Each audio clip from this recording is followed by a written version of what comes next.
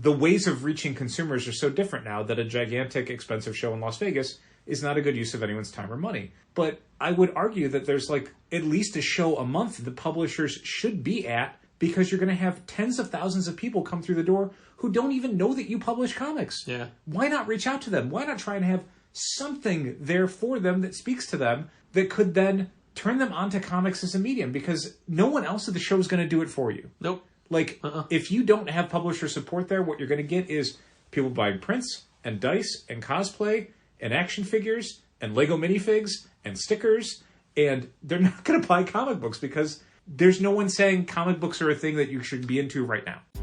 In the Midwest, you know the best is there waiting, so come and join the conversation. Eyes to approve, fan and artist and creator too. This is how the challengers do. What? Keep the conversation moving along. Keep reading comics, keep your local store strong. If it's hard, then it's a job for the challengers.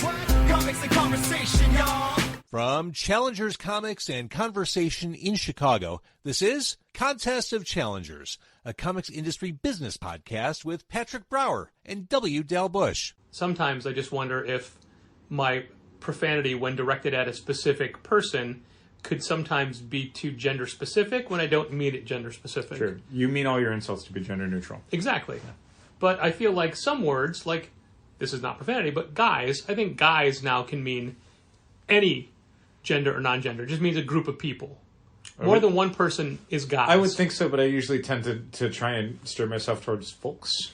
Yeah, but then you're alienating non-fairies. And by that I mean like pixies and woodland creatures. Because fairies are folks with an X. Squinting very hard right now. He definitely is squinting very hard. Because he knows I'm right and he can't work his way around it. I don't think that's exactly the sole and isolated definition of that word. I think it's one option, but not the most commonly used one. Another commonly used one within challengers that I just can't get myself on board with is y'all. Well, I can definitely get around y'all. I know you do. Yeah. It's Andrew's go-to. Guess who spent time growing up in Florida? I did, y'all. Ron DeSantis. I did. I did not. I tend to gravitate toward humans. To New Jersey. You can't get to y'all like those of us who lived in the southern states. Look, the New Jersey in me should just say use. You should, yeah. Yeah. Yeah. I'd be okay with that. Hey, thank yous for coming in. Thank all yous. I think you'd have to get, it would, the tricky thing with use is that you have to kind of build all of your dialect around that word. Yeah. You can't just say that, but I could be talking to people and say, see y'all later. Like, yeah. It can get in there without it having to reshape everything around it. Use? No. See, I would normally have said, see you guys later, but now I changed it, see you cats later. Okay. Cats is good. There are two... Even though all cats are girls, so that's kind of gendered again. Well, that's fine. There are two newer customers who've been coming to the store for the past month. Mm-hmm. Jessica and Allie. Mm-hmm. And Allie is from Connecticut. But I believe it's pronounced Connecticut. She does not have a Connecticut accent. So the first time she said she was from Connecticut, and I like paused and said, "What is a Connecticut accent?" You don't sound like I don't think I could pinpoint that or describe it. It's also like a Boston accent. Is it? Okay. Yeah. So just like a kind of generic Northeastern? Yeah. Okay. So I said, you don't sound like you're from it. She's like, well, it comes and goes. I go, oh, okay. Say coffee. And she sighed and lowered her head a little and just went, coffee. Oof, like, yeah. There it is. Yeah. There it is. Like, I appreciate, like, she could have changed it and just gone, coffee. Nope. But she should just let it come out. She just said it like she said it. Yeah, I appreciated that. I'm like, okay, I believe you. Sure. I believe you now. Do you make it a habit to embarrass our new customers by pinpointing their frailties? You work with me. You have to ask that question. I knew you do it to employees. I didn't think you did it to customers. No, it's not. It's celebrating their heritage. That's okay. I just did 5 minutes on me saying use. It's true. Which I don't say. You don't. You specifically brought it up in regards to that you can't really get it. Yeah. To be naturally. Yeah, but I say soda. Yeah, I don't really think about what pop. I say. I guess I say soda. Yeah. Well, it's because we're from the East, not the Midwest. I don't know that I ever said pop. I say graphic novel instead of trade paperback. Mm-hmm. I say garbage instead of comic books. When in fact, graphic novel really means illustrated novel. Correct. There's no specific agreed upon term in the comics industry for what the collections that are on bookshelves that we sell are. I mean, trade paperback isn't even the correct.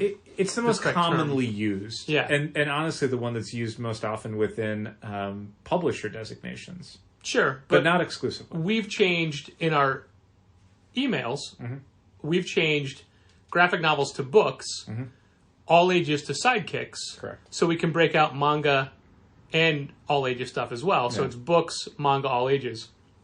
But we consider manga graphic novels.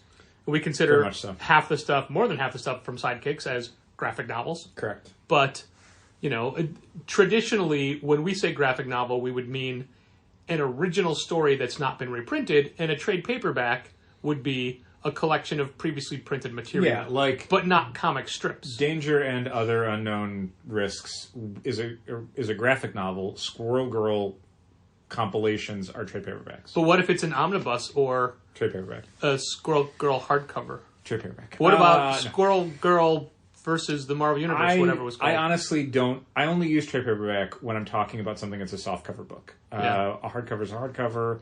In general, collected material I just refer to as a collection. Yeah, fair. You could also expand it to collected edition if you really wanted to have as many syllables as possible. But yeah, graphic... Collected edition. Yeah, okay, that's a I lot. don't think that's how syllables work. Graphic novel, though, Not yeah. syllables, but I'll allow I it. only ever use it when I'm talking about original work. Yeah, So Night Eaters is a graphic novel. Monstrous is a collection. Do I you know see. What is Night Farters? what I mean? The misprinted original logo for Night Eaters. This is true. When we first got some giveaway material for Night Eaters, some notebooks, sketchbooks, the logo was more hand-scrawled, and at first glance, it looked like it said Night Farters. And it's not just me saying that, although it's me saying that a lot, that I would show it to people and just say, that says Night Farters, doesn't it? And almost everyone agreed. Well, and we never really reached out to like Abrams to go, logo sort of looks like Night Farters. This is maybe a problem. But when the book actually shipped, the logo was tightened up quite a bit. And so it definitely says it looks like Night Eaters now. Eaters. I think the big problem, I'd have to relook at the old logo, but I want to say the main problem was that the bottom horizontal line on the E, they kind of left it more vertical. Yeah. So it like the first letter in the second word looked like an F. And Yeah, so, you lost the bottom, not crossbar, but so line on it the looked E. like Faters, and in your brain you're just like you added an R because No that one says word, faders. right. It looks like farters. Yeah. But they fixed that. I think I have. Did I take one of those? I don't know if I took one of those.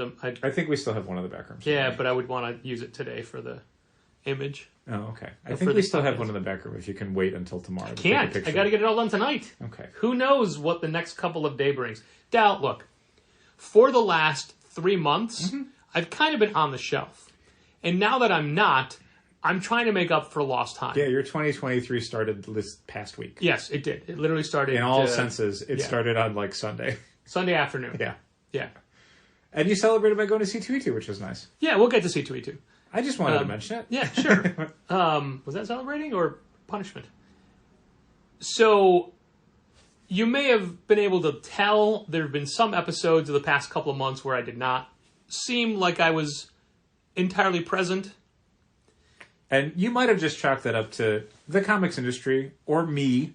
But Sure. no, it was neither of those things. No, so I'm not going to go into detail. I did actually sit down and record like a 28-minute, like, hey, here's what's happened the first part of the year. Really? But I'm not gonna like just to A, have a chronicle of it, but B, just to like maybe I'd put it out there as like a Patreon exclusive or And something. see, we could cut out at 32 minutes. No. It would just be Oh, no. Yeah. Well, now I don't care. But also it's kind of graphic. yeah. And- yeah. There've been adults that I've been describing bits of it to who literally just wince. If you're squeamish, maybe yeah. not worth hearing all of. Brian Azzarello kept saying, God, stop telling me, stop, oh, God, stop telling me this. And I would get texts from Kyle Stark saying, I'm still thinking about that, and it just makes my whole body shiver. Yeah. So, I never know how to describe it, because it's not an illness, and it's not an injury, but I guess it's more an illness. Condition. Yeah, but did you say a medical condition? What is it? Alopecia? Dandruff? It definitely sounds more open-ended when you say it like that. Yeah.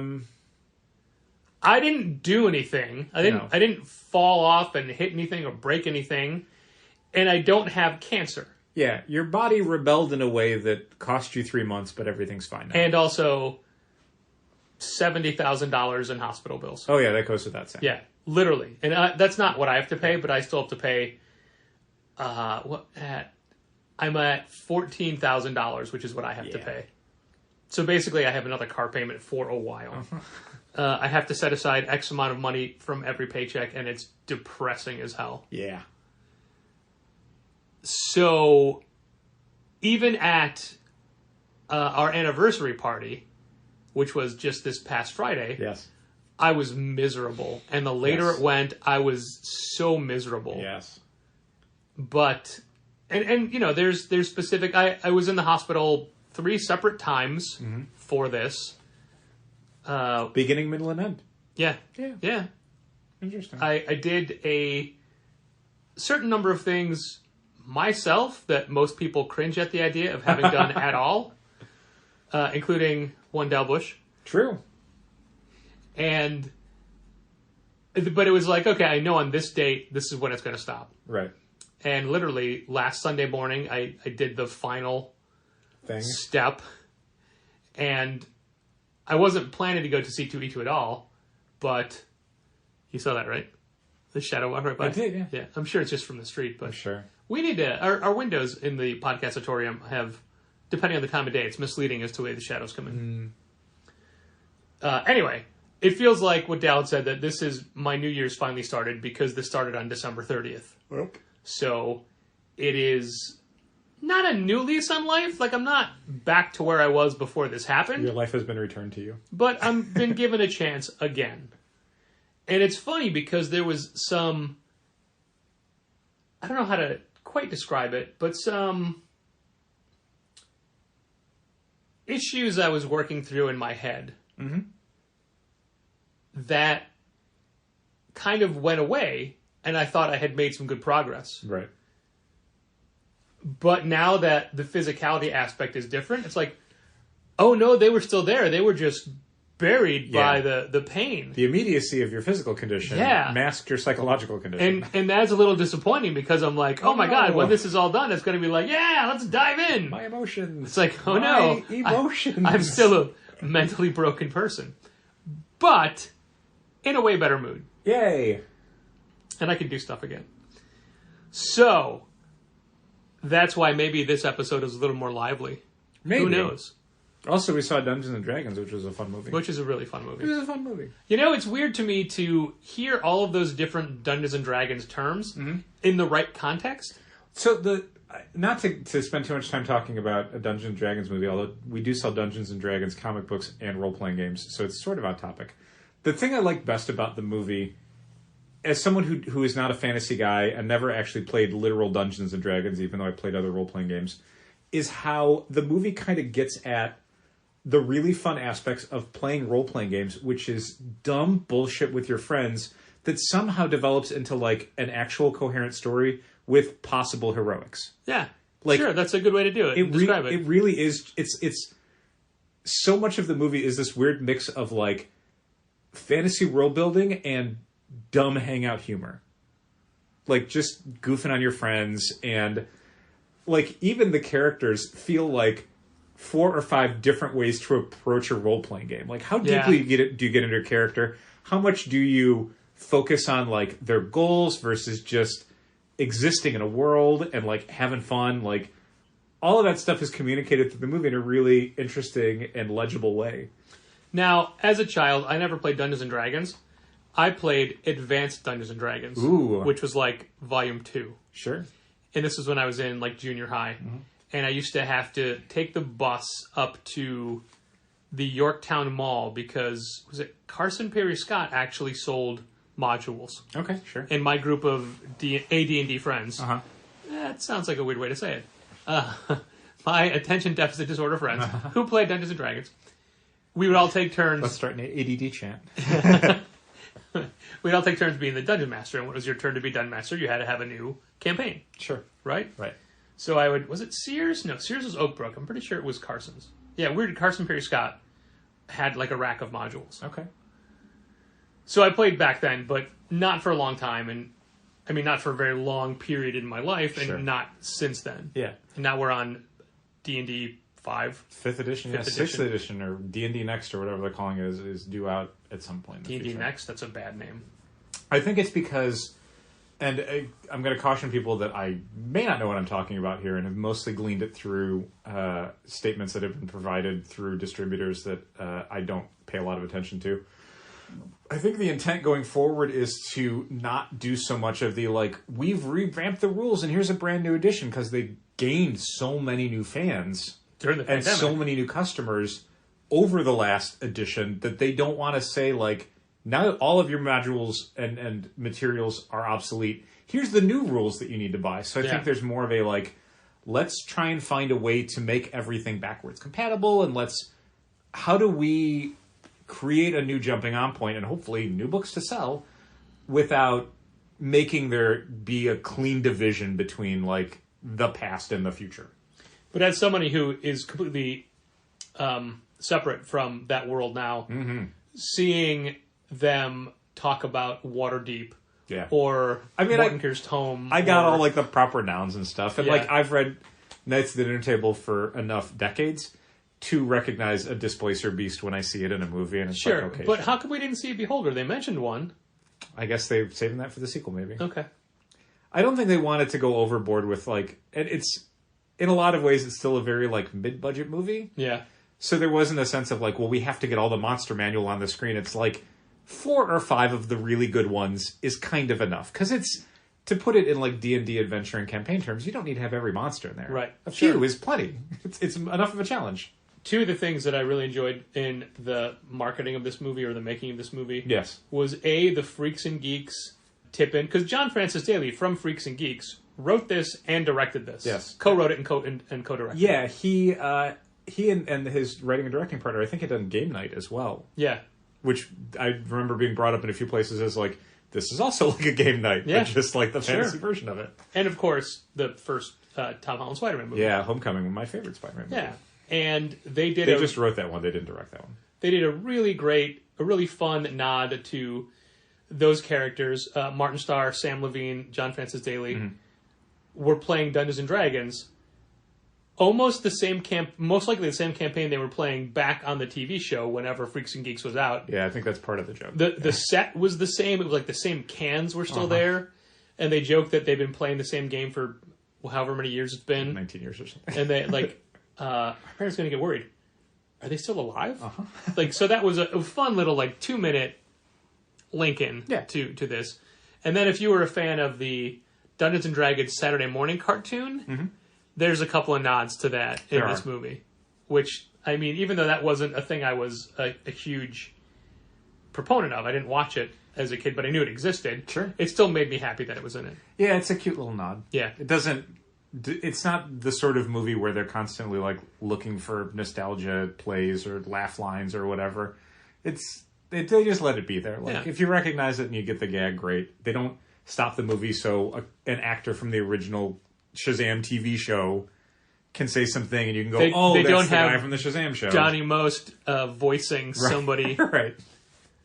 And to tie this all back into comics, there is which I don't even know if we have in stock at the moment, from IDW, part of their Saturday morning adventures line. Correct. Yeah, I don't know if we have any in They stock have now. the Dungeons and Dragons Saturday morning book.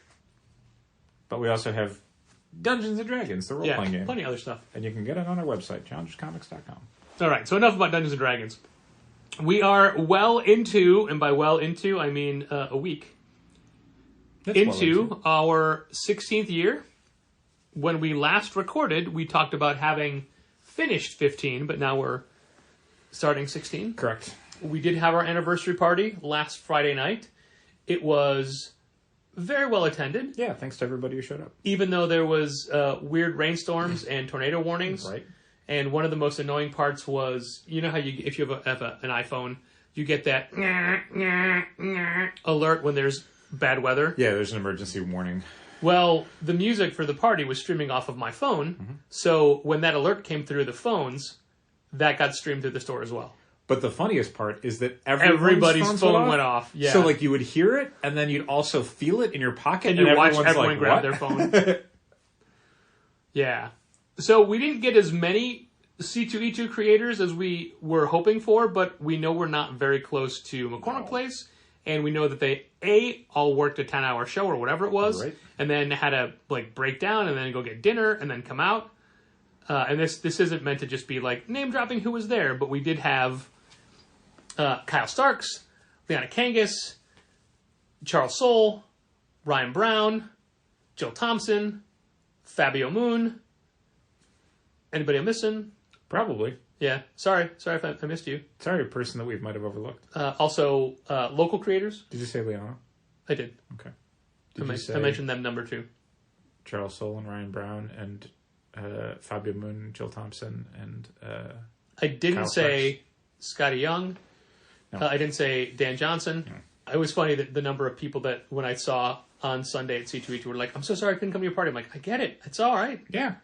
Some people The store was sorry. very full. I'm sorry I didn't make it, and I just thought I never counted on you going. No. I personally invited a bunch of people, or just gave them like reminders, and told every single person like, "Don't worry if you can't make it. Yeah. You're invited, but don't feel like you have to go." It was just a question of timing. Not only was it C2E2 and our anniversary party, and I was down for the count a little bit. Yeah, I mean, if there were a way that we could have done it the week before or the week after, we probably would have, but then obviously a lot of out-of-town people wouldn't have been able to attend. Yeah. And so it's... And honestly, I assume the majority of people that didn't go were just down the block at Concord for the Queensrÿche concert. I assume, yeah. Which is literally almost why I had us change it to a week later. Oh, so I could go see Queensrÿche. I told you that before. I know it doesn't register to you because you don't like Queensrÿche. No. And I mean, you could have just said, we're changing the date, and it's like, okay, that's fine. Yeah. Well, we had to talk about it, but you weren't thrilled with the idea of changing the date. Yeah. So it doesn't matter. The party went great. Yeah. There were a lot of people there. I was going to say so many people I didn't recognize, but a lot of people I didn't recognize. And there were some people that didn't know what was happening. And we have a history with Challengers later night events of people just wandering in because we're open. Right. They see the lights on. They're like, what's this? Bartender Sam, who did an amazing job and everyone raved about. Thanks, Sam. And that dude was A+ for not only coming up with the cocktails that he pre-made and brought in and bringing in all the mixers and everything and just taking care of everybody. He came up to me at one point and said, there are some people that don't know what this store is even is or why you're here. So I made sure to card them, but like, should they get served? I'm like, no, it's fine. It's for everybody. We expect that. We did go through just about everything that Sam had brought and a lot of our back stock, but not everything. No. So there's still stuff. Also, if you are in the mood for a adult beverage, perhaps you should take a look at Cody Road Whiskeys. Cody Road, not the wrestler, it's CODYROAD. They're a smaller company, more not quite local Chicago, but they make some fine quality liquors, a wide variety, not just whiskeys or ryes or pre-made old fashions, but they also do other clear liquids as well. So just Google Cody Road Whiskey. I like to say whiskeys because that's how their logo is, but you can find more information about them on your own. Whoa, cool. But yeah, I think that the party went... it started at 7, but we were there around... Well, you were there around 5. I didn't get there till like 6:15 because of traffic. I think I was there around like 4. Oh, wow. I left the show around like 3, and I think I got to the store around like 4.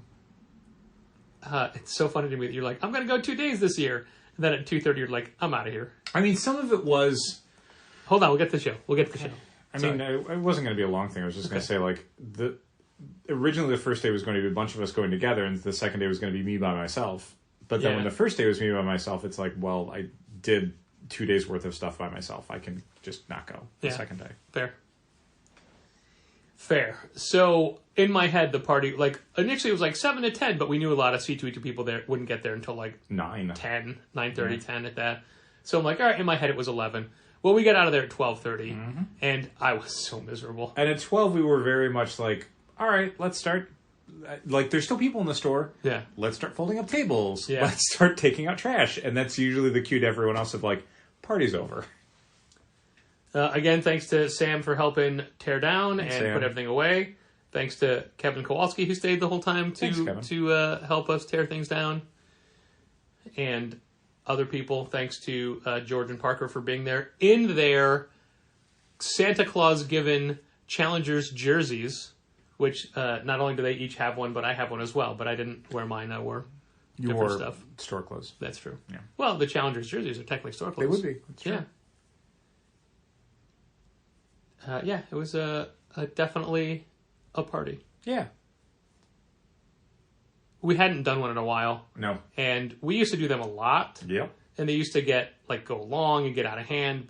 And honestly, if I was in a different space, maybe it would have gone longer. I don't know. Right. Maybe I did drink a lot, though. I didn't think I was gonna, Congrats. but I did. Thanks. No, I'm disappointed. That's how good the cocktails that Sam made were. Sure. And then, Dal, let's talk about your C2E2 experiences. So, traditionally, we would go do retailer programming in the morning, 8 o'clock or whatever. And Correct. there was a lunar meetup this time that... but it wasn't in the morning. It started, a little before the show opened, but kept going until, midday, noon or so. So, it overlapped with the first 2 hours of the show, which is why I didn't go. I mean, the other reason I didn't go is we went to the lunar one last year and talked about it a year ago and did not find anything of value there. And we missed the Wes Craig signing at the store as a result of it. Correct. Speaking of Wes Craig... But we did get to go see... What movie did we see on the way back? Yeah, we did go see something. It was an action movie. Yeah.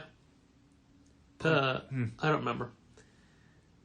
It was good, though. I remember having a good time. Well, speaking of Wes Craig, I don't think you get his email newsletter, but I wrote a little paragraph for him about 4 other retailers about how they're missing out if they're not carrying Kaya. That's considerate of you.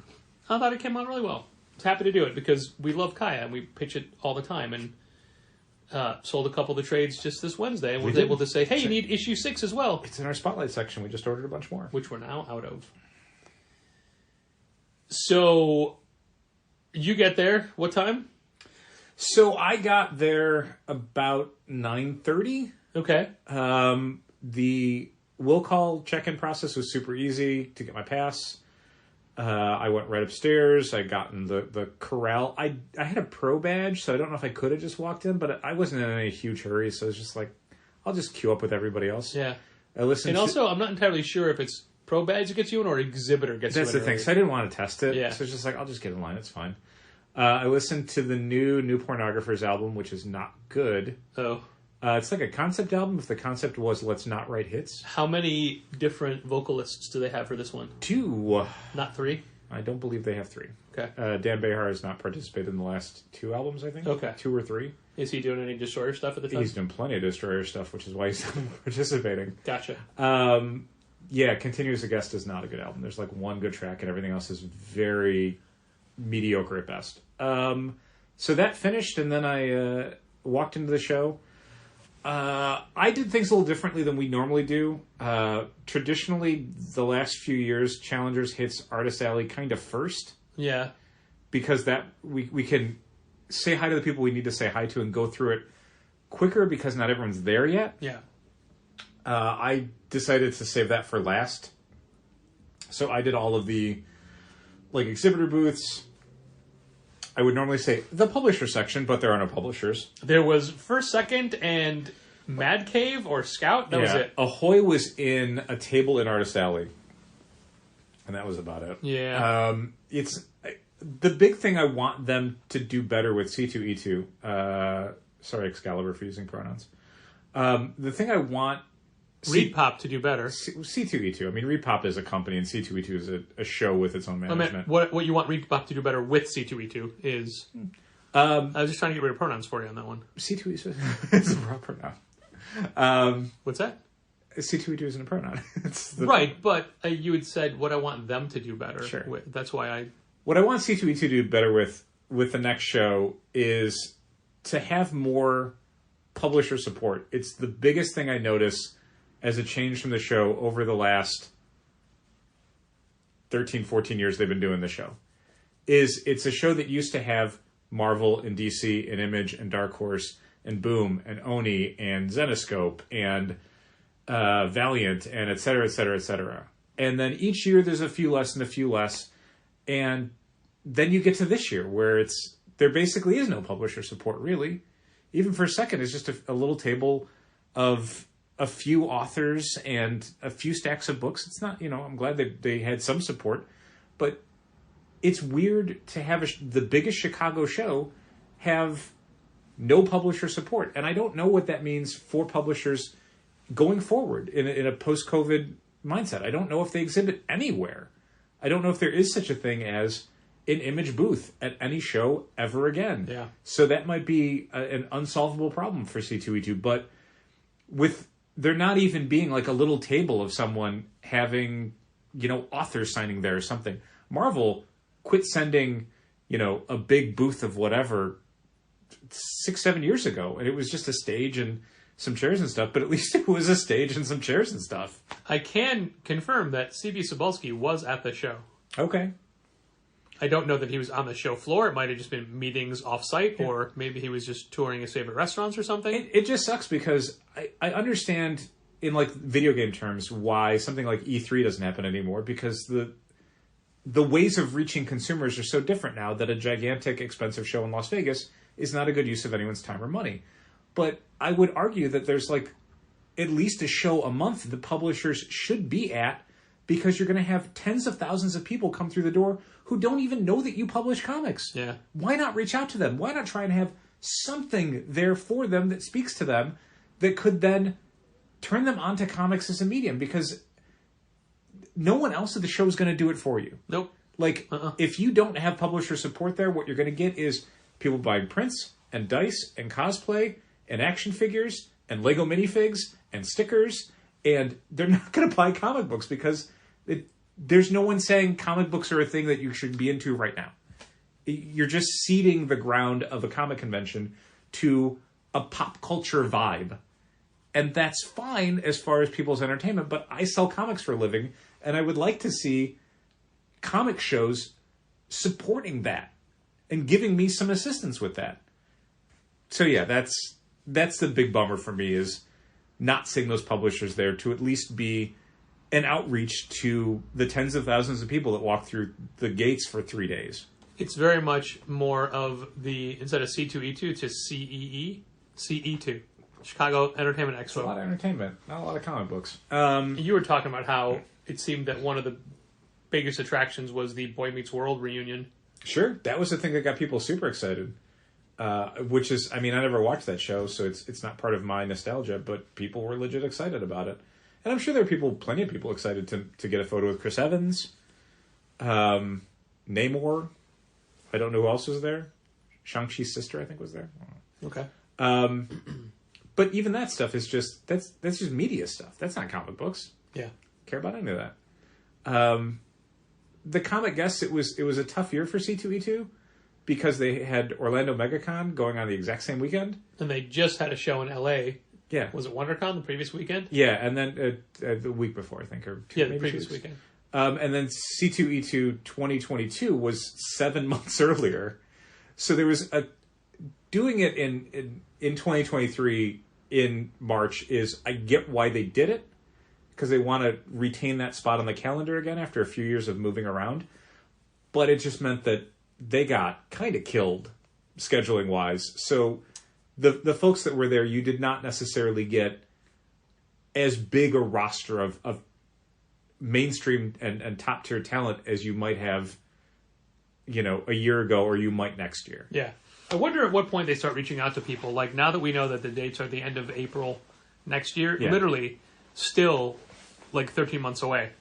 If they've already started saying, hey, Jason Aaron, do you want to come to this one? Sure. Stuff like that. And there's tons of folks that I would love to see that I don't think I've ever seen at a show. Like Mike Zeck. I agree. Mike Zeck would be pretty fun. No, I mean like my top of the list artists. Guru Hiru for sure. Sophie Campbell would be great.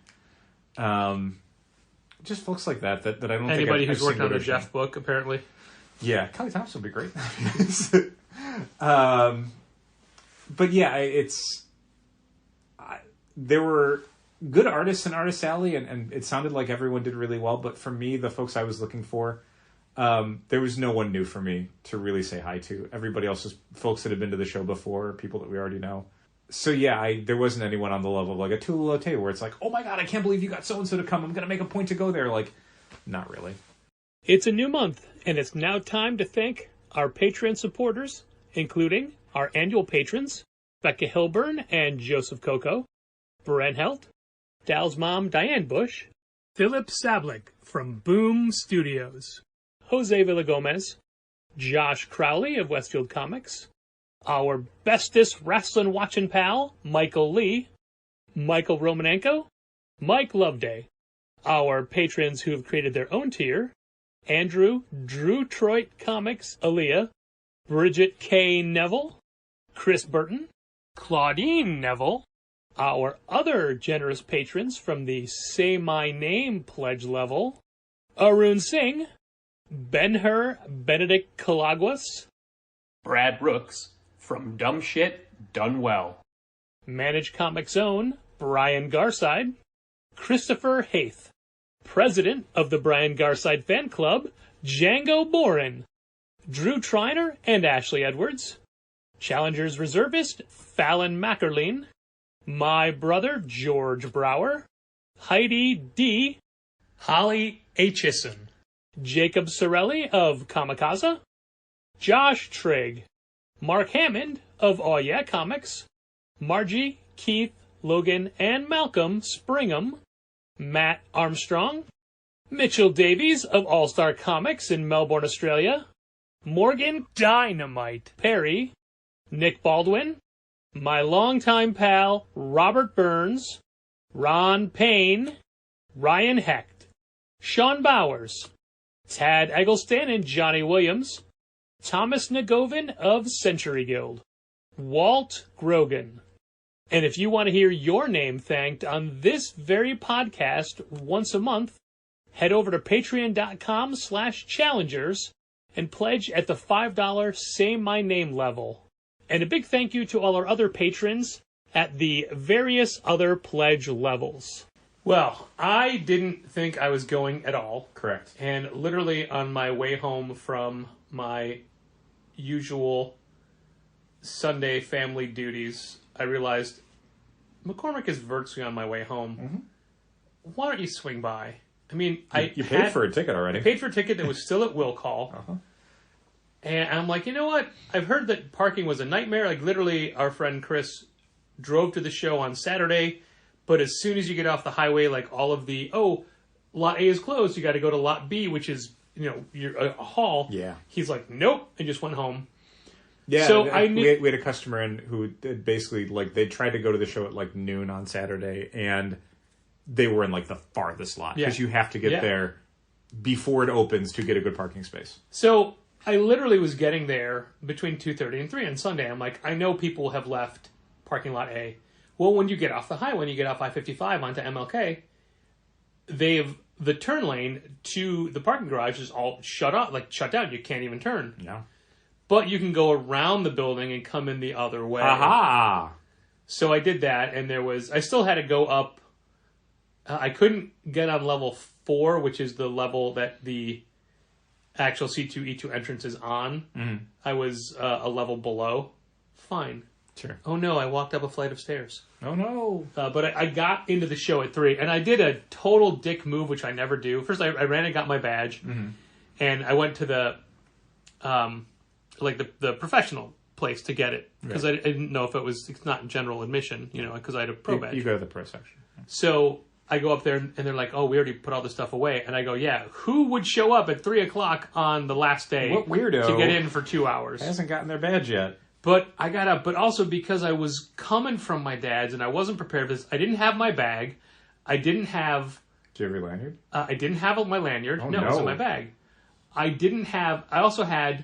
I was wearing a lot of metal, and I had metal in my pockets, and I had no red on. Yeah. It was all blue that day. And your hunting rifle. Yeah. Oh my God. What a fiasco. So what I do is when I get there, I go to juke in the exit part, and a security guard stops me and says, you can't go in. I go, hey, I hold my pro badge. I go, I just got to get back to my table. Is that cool? And they pause and go, yeah, go on in. So I skipped security. Just because I didn't want to have to disassemble everything. Right, of course. Yeah.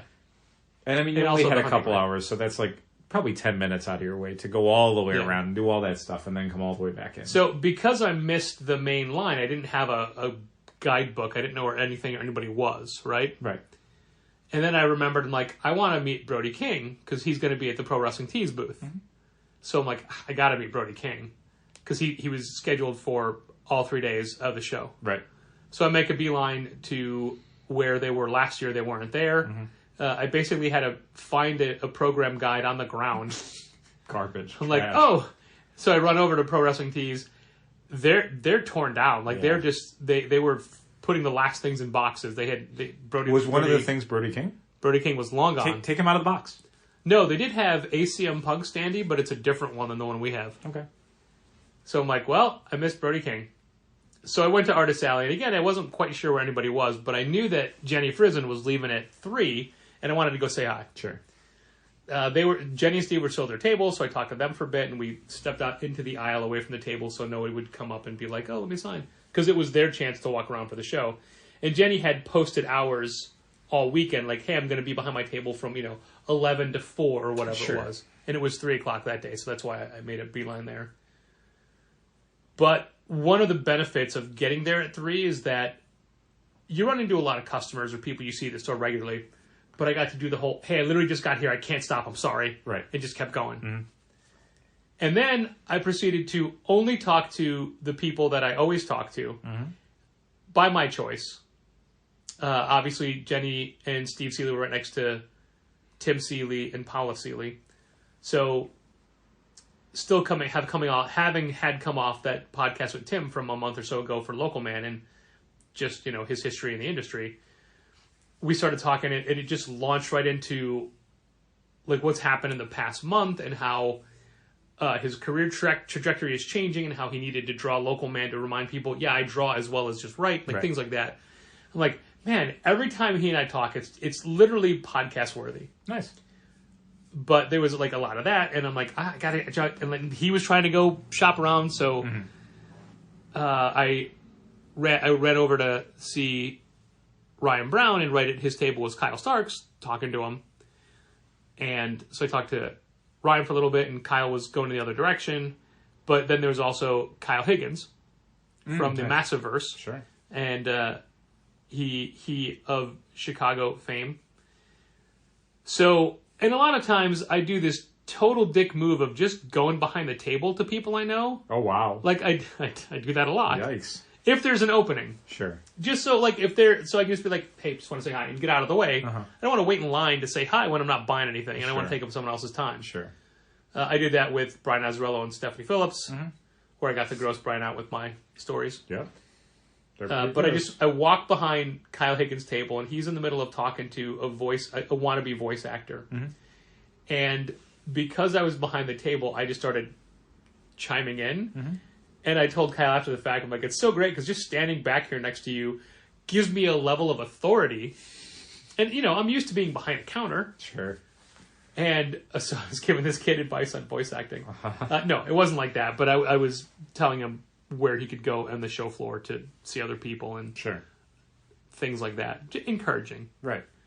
But one of the things that struck me about Kyle Higgins is he's always so open and good with fans and students and people that want to be doing what he's doing. We had a signing with him, man, I don't know how long ago. A long time ago. Yeah. Where at the same time, a school field trip had taken place that nobody had told us was coming. And I think we still had the gallery, because I remember Kyle like taking everybody into the gallery and just giving like a quick presentation on comics. Sure. And answering all their questions. And this is in the middle of his signing. Yes. He's just so generous with his time and so giving back to the community. And I don't know if you, listener, not you, Dow, read Radiant Black, but he hipped me to some of the stuff they're doing coming up and carving out the massive universe in Image right now. That's all the Radiant books, your Radiant Black, your Radiant Red, your Radiant Pink, and the side books, including No One, but including the other non-Radiant specific books. Yep. Rogue Sun, Dead Lucky, etc. Exactly. Those are all having a bigger deal. And some of the stuff he's doing coming up it's not just solid storytelling. It's solid marketing and promotion, and the things that they're doing. I'm like, man, I'm so glad you're telling me this behind the scenes stuff, because this is stuff that I kind of need to know. Yeah. And one of the first things he asked me was like, hey, did you see this? Because they had like a con exclusive issue of Radiant Black that was one fold out poster. And I'm like, yeah, man, I know about the stuff you do because I read my emails. And I know that he doesn't get that reaction a lot. And like some people didn't know there was a podcast connected to No One, things like that. And I go, well, Kyle, it's not retailers' fault, because it's not as if you are one of the more proactive marketing creators out there. It's not as if you didn't send a personal email to retailers about No One #1. It's not as if Image didn't send emails out on your behalf with PDFs. It's not as if you're not always talking about things on social media and like all the things that he's doing. Sure. Obviously, I was being tongue-in-cheek about it. Obviously. And literally, when I read the PDF of No One #1, I immediately emailed him and said, this is right up my alley. I love this. Mm-hmm. This is such an easy sell. You just got to say it's criminal meets powers. Mm-hmm.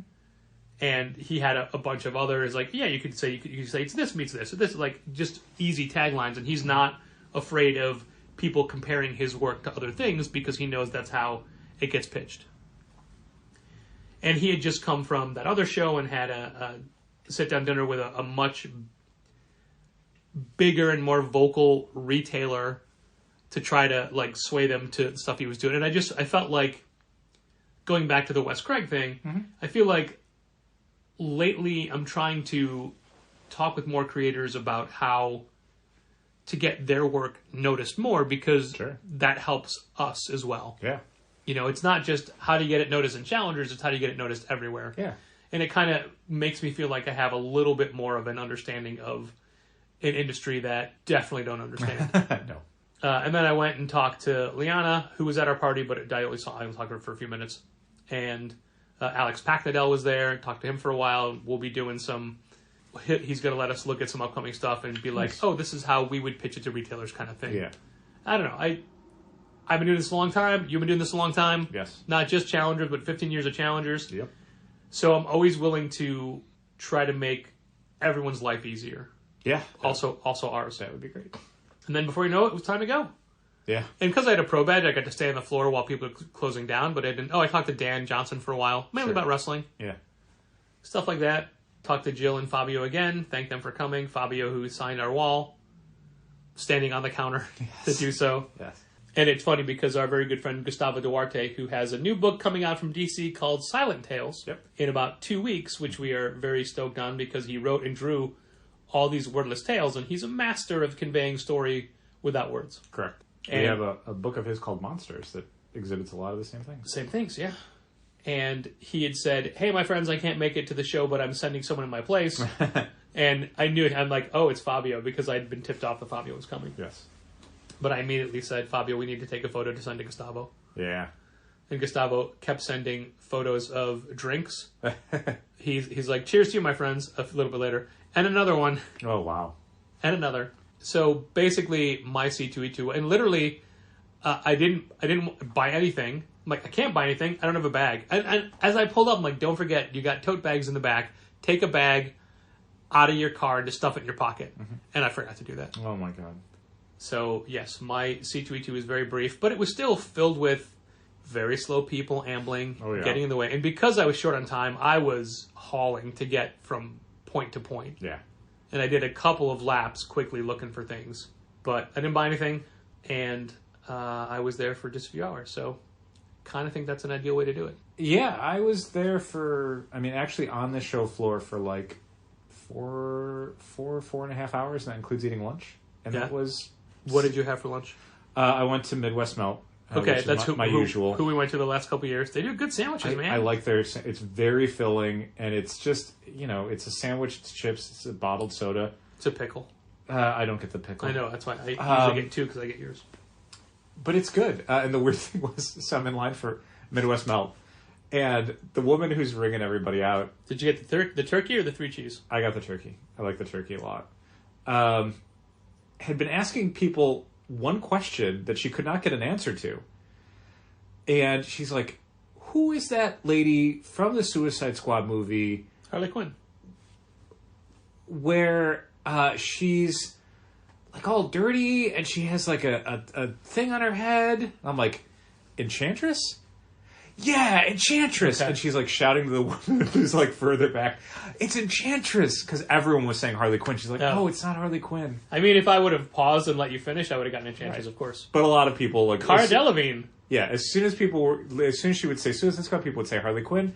No, it's not Harley Quinn. And she But also, Harley Quinn was was very dirty in the Suicide Squad, too. Sure. Yeah. So, and the thing in her head could have been like a wedding dress. No, inexplicably, the woman checking me out at Midwest Melt needed to know who the magical woman was from the first Suicide Squad movie. Or, the villain. From years ago. And I said it was the Enchantress. And it was like, I can't believe I had to do this at the comic convention while I'm getting my sandwich. Did you feel that there was... one of the things I heard was there was a surprising lack of comic book character cosplay representation. I'd agree with that. I can't remember... talking about it with Gina and Molly Jane when I got back to the store, usually when we would go to C2E2, you would see a lot of the same cosplay. Yeah, like a lot of Deadpools or a lot of Spider iterations. Yeah, or Joaquin Phoenix Jokers. Yeah, or Harley Quinns. Blah, blah, blah. I don't know that I saw a lot of that this year. Like, there wasn't one thing I saw where I'm like, oh my god, I keep seeing whatever. Yeah, a lot of pop culture stuff. A lot of manga, a lot of anime. I don't recognize most manga or anime. Like, I'll recognize franchises, but I couldn't tell you the name of the character unless it's like Naruto from Naruto. Yeah. Yeah, I don't know that there was an abundance of any particular franchise represented. But a lot of cosplay. I get a newsletter from the Chicago Sun-Times every day, just like daily headlines and important stuff. And they had some C2E2 coverage after the show, and it was all about cosplay. It was all Usually that's all they care about. People love getting dressed up for the shows, and why do they dress up with these characters, and what are their day-to-day lives like when they're not dressed up? And Interestingly, Dal Bush, you dressed down. Sort of, yeah. I did a suit pants and suit jacket, but I didn't do a dress shirt. I did the I Love You But I've Chosen Comics 2023 shirt. I thought that would be different enough and still representing the store. How many people called out the t-shirt? 2 or 3. Yeah. Yeah. They did not seem to be fans of it. Huh. Not that they weren't well, I mean, they probably weren't fans of it, but it was always framed in like it's more like you're some Silicon Valley guy trying to, like, I'm like, oh yeah, I'm here to close a bunch of VC deals. Oh, I thought you meant they weren't fans of the shirt. No, they I'm were sure they're fans of the shirt. Yeah. They just weren't fans of me wearing Got it.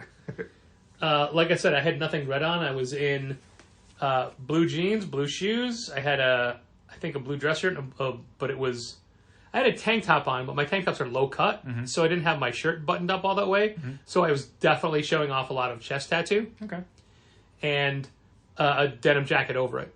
Okay. Which I had literally the night before, because on Friday at C2E2, you bought me, because I bought a brand new smaller denim jacket, and you bought me a couple of iron-on patches. Yeah, you had talked about how you were you had just done a bunch of patches on the old jacket and they weren't going to come off, so you had this new jacket but no patches. And I was at the show on Friday and I thought, hey, here's a bunch of patches. And I just ordered 2 new Becky Cloonan patches, and they had come in as well.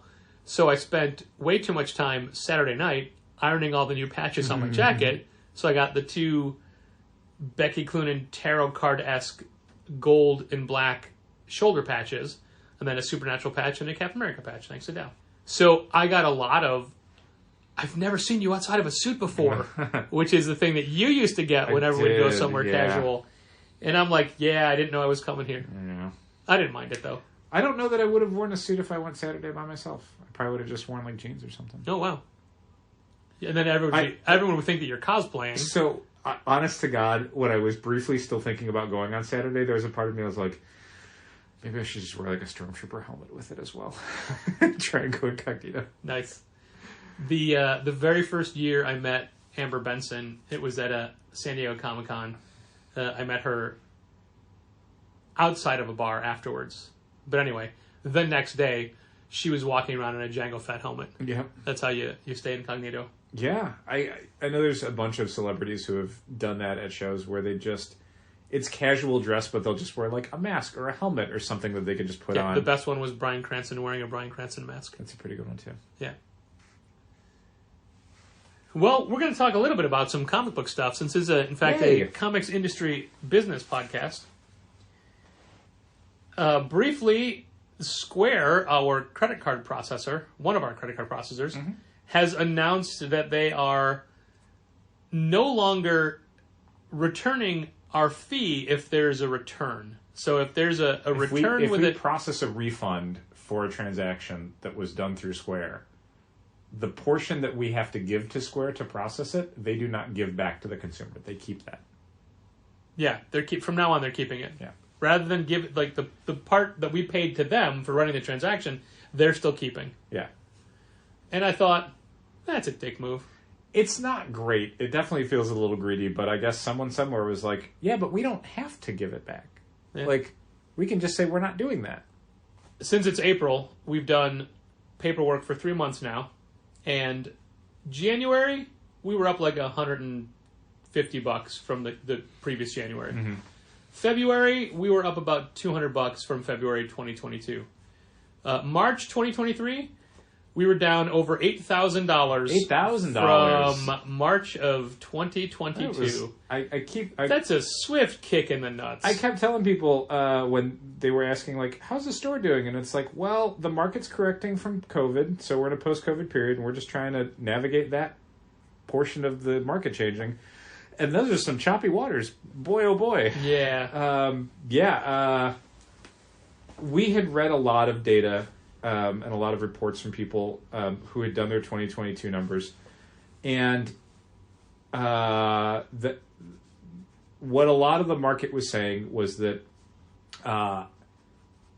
whatever boost COVID had given the market in 2021 and the second half of 2022 was basically slowly eroding through 2022 to the point where it was down for a lot of retailers. Not by like double-digit percentage points, but by mid-single-digit percentage points, which is bad.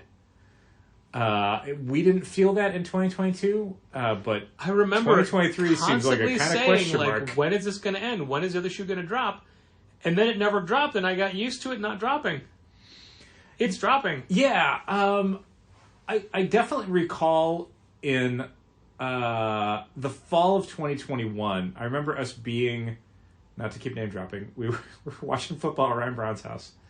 And Ryan was asking how stores are doing, and I'm like, it's going great. Like, Wednesdays are so big. And you, even at the time, were like, it was great, now it's good.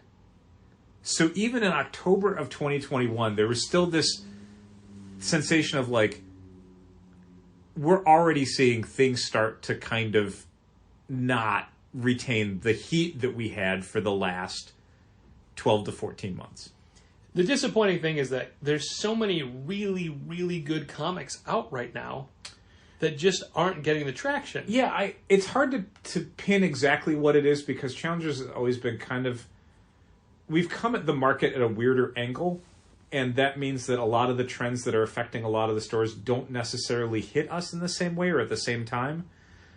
So things like, high ratio variants aren't doing well. Well, we don't sell those and we don't stock those, so it's not a big deal. Anecdotally, I can tell you that on eBay, absolutely no one cares. Oh my God. The only ratio variants that ever seem to go for anything are like hyper specific. An artist did a really cool design and everyone in the industry is flipping out over it. Low ratio variants, and then high ratio variants, 1 in 50s, 1 in 100s, for books that most stores will carry like 15 to 20 copies of. Like where they're hot because they are incredibly scarce, and we as a store will never get them. Like 1 in 25 variants for second prints go great. Rarely are we ordering a 25 or more copies. Hilariously, we'll do it for It's Jeff #1 second print. That doesn't have a ratio variant. Yep. So it's like great. Same thing for the first print of It's Jeff, where we ordered like over 50 copies. Hey, guess what? No ratio variants for that book. Nope. Thanks. Do a Powerbomb #1. We did an exclusive cover. Yeah. No ratio variants for that book. Which is fine, because they probably might not have gone anywhere. Because... Well, and I remember talking to Dan, and he doesn't feel great about ratio. And you know what? I applaud that. Yeah, I mean, my argument to him was like, no one's making anyone carry them. Like, you can still get tons of the regular cover. Like, ratio variants don't bother me, even when they're obscene. Like, there's a 1 in 200 variant by Olivier Coipel for the Amazing Spider-Man 25 or something. And it's like, 200 is a lot. Yep. But who cares? Like, I don't have to order 200 copies. No one's making me do it. Yeah.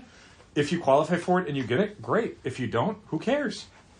So yeah, open order variants is a thing that I would probably tell a lot of creators, like, maybe limit those. Don't do a ton. But like ratio variants, I don't care. Do whatever you want. But yeah, the first 3 months of this year, we're definitely seeing things cooling down a lot, especially in all aspects. I'll be perfectly honest. There's small segments like our manga sales, fine, doing well. But almost everything else you can point to and go like, less people are coming in. There may be coming in less frequently, or newer comic sales are not great. There's not a lot of hits. The books that we would normally expect to drive traffic on a regular weekly basis kind of aren't doing it. We got Saga subscribers, but we don't have a ton of people coming in for the new issue of Saga the week it comes out. Same thing for Batman, Amazing Spider-Man, X-Men, all of the major tentpole books from like the big two publishers are not getting people in the door on a regular basis. They might subscribe to them, but then they come in once a month and they get their subscriptions and they walk out the door. We need people coming in on a weekly basis that's excited about books. The biggest thing I've noticed is that Wednesdays are down about 30 people per week. Yeah, 20 to 25% in both headcount and sales. It's when we started noticing our sales being about 20 to 25% down from what Wednesdays were doing 6 or 7 months ago.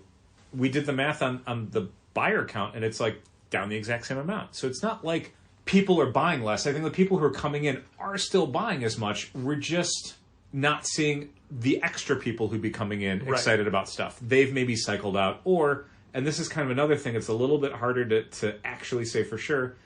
A lot of the people who are doing like more of the speculating and more of the flipping, coming in for first appearances, coming in for first issues, aren't doing that because inevitably, I think, that market has to kind of reach a saturation point. There has to be a point where people look at their books and go, no one's going to care about the first appearance of this character. Like, I don't want to make too many logical leaps, but I think it has something to do with, at the same time, like Marvel Studios is talking about and having to answer for superhero saturation.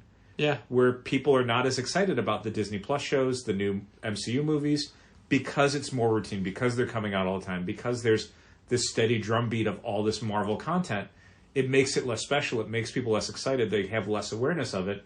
And that has a knock-on effect for people buying the comics where they aren't...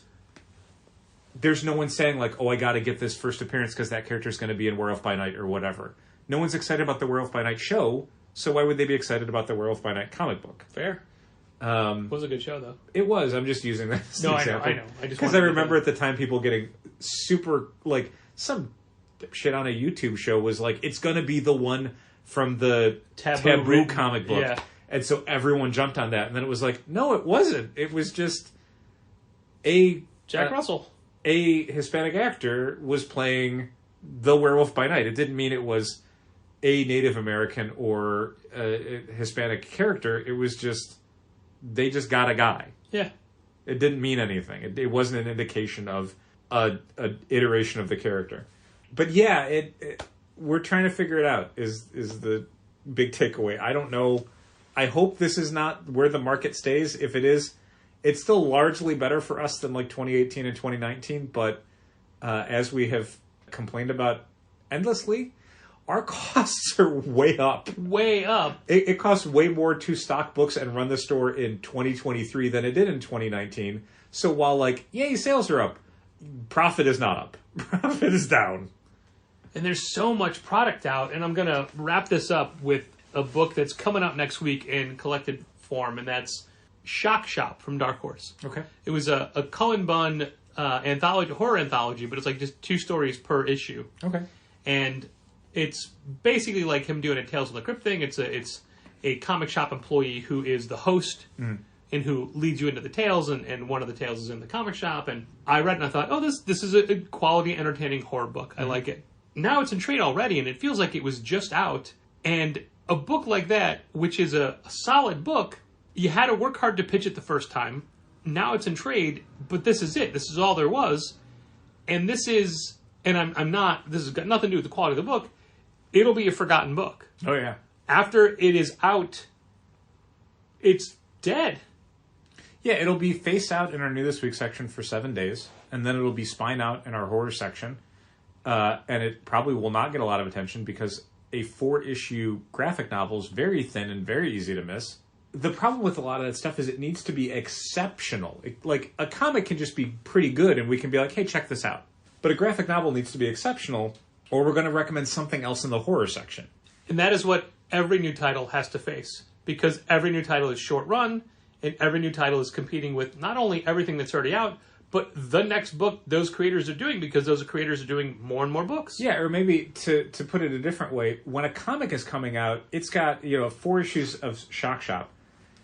It's out for 4 months. You say that so much more effortlessly than I do. I don't trip on it. I have to think about it like you do. Shock Shop. But something like Shock Shop, when it's coming out, I'm sorry to do it like That's that. fine. No, it's great. It's like Sock Hop. It's 4 issues, so it's on the shelves with the comics for 4 months, and all it's competing against is whatever else comes out comic-wise for that 4 months. Once it's a graphic novel and it goes in the graphic novel section, it is competing against the best books in that genre ever made that are still in print. And that's way tougher. And that's why a lot of like graphic novels that get released, I mean, maybe we don't stock them indefinitely. Maybe we have a year and we see, okay, well, Shock Shop sold 2 copies or 3 copies, and that's like, well, that's not enough to keep it in stock. Yeah, you have to earn your keep on our shelves. Yeah, space is finite, and we've recently been going through the graphic novel section. We have to pruning stuff constantly for space. But additionally, I mean, to bring it back to how sales are going, if we have to look at our costs a lot more critically than we might have 2 years ago, where it's like, I don't know, bring it back in. Sure, maybe it'll sell. People are coming in and buying more stuff. Now it's like, well, less people are coming in and less stuff is going out the door. So do we absolutely need to get in this one graphic novel that costs us $8 or $9 to get back in? Or do we say we have enough in that section? Unless someone asks for it, maybe we just assume that book is done. And that's kind of how we're looking at a lot of our restocking, because we don't lack for books. We have a lot of books. We also have a problem with the books that we want to put on the front table, because there's so many new ones all the time. Like Danger and Other Unknown Risks, I assume, is going to go on the front table. Yeah, I can't remember what it's going to replace. Okay, but you already have a plan in your head? Yeah. I knew this week when it came in that we were going to put it on the front table. It's only been 2 days of sales for that, but I'm a little underwhelmed by people's reaction to it. So it's tricky because it's, I guess, a younger readers. It's a middle grade book. I don't know. Yeah, but that doesn't matter to me when I'm reading a book. No, but it does to like a lot of people. Like there's categories that do well for us, but never first week, and that kills me. Like the stuff that sells out as sidekicks, it's all big books. Like it's rarely anything where I'm like, I can't believe this one that we've been sitting on forever sells. That stuff just doesn't go. But the week it comes out, it's not like we move a high volume of anything. Yeah, that's fair. For YA, for manga, for sidekicks. And like those are some of our biggest categories. And even the new Dogman book doesn't hit immediately that week. It used to. But then we were also one of the only places you can get it. Now you can get it when you're filling up your car with gas. But like we sell stuff like, we were in Target tonight and they had a huge standee 58 copy display. It was a lot, yeah. And it was partially empty while those books sold. It's so weird with manga that we have 6 or 7 series that I can point to and go, those sell almost every day. But then when a new volume comes out, it's like, I don't know, maybe we sell 2 in a week. Maybe, yeah. Like, where is the velocity for that? Why don't we need to carry 7 or 8 copies of, Spy X Family when a new one comes in? Like, why? Why can we get away with 3 and know that that's going to last us 2 weeks? I don't know, Dale. That's a question. That's an answer I give often about today's industry. I don't know. what I do know is that I'm very grateful to anyone who's made it thus far. Yeah. So, thanks for listening. And keep reading comics. I think we'll talk about the book scan numbers next week. If we've got time. Okay. This has been Contest of Challengers. Thanks for listening. Keep reading comics. Challengers is located at 1845 Northwestern Avenue in the Bucktown neighborhood of Chicago. 773-278-0155. Keep up to date with new releases and events at challengerscomics.com. And help fund this podcast at patreon.com/challengers.